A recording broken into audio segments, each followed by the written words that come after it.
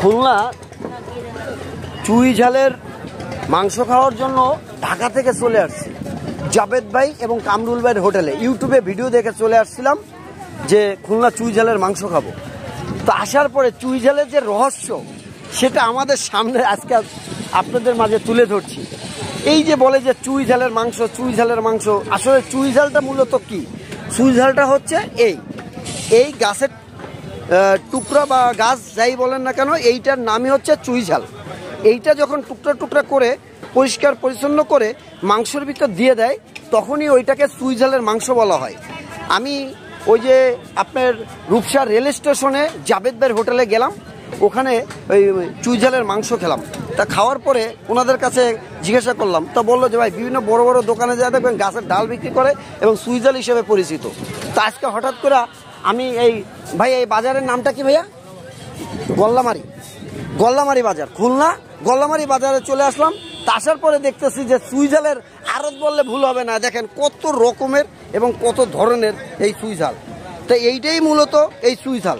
তা আপনি এইটা বাসা বাড়িতে যদি হাঁসের সঙ্গে দেন তা হাঁসের চুই ঝাল, গরু মাংস দিলে গরু চুই ঝাল, মুরগির মাংস দিলে মুরগির চুই ঝাল।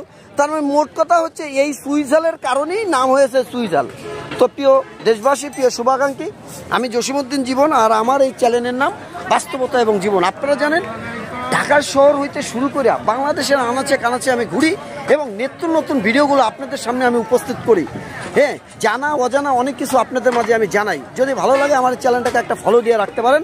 আমি আছি এই মুহূর্তে খুলনা গল্লামারি বাজারে, এবং শুধু এই একটা না দোকান, এই যে আশেপাশে এই যে আরও একটা দোকানও আছে। এই যে দেখেন চুই ঝালের, দেখছেন এই চুই ঝালের দোকান।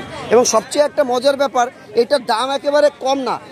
ভাইয়া এটার দাম জানি কত বললেন ভাইয়া? আচ্ছা, একদম ছোটটা 400, এটা 500, 600, 700 টাকা।